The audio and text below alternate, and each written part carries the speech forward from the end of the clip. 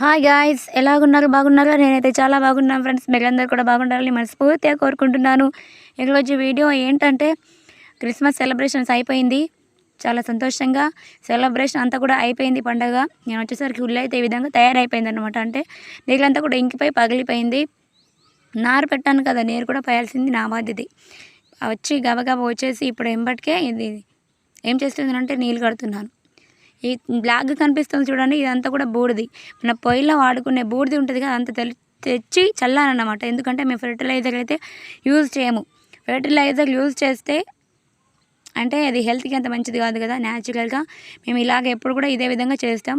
ఈ యొక్క బూడిద వేయడం ద్వారా గడ్డ అనేది లావుగా వస్తుంది.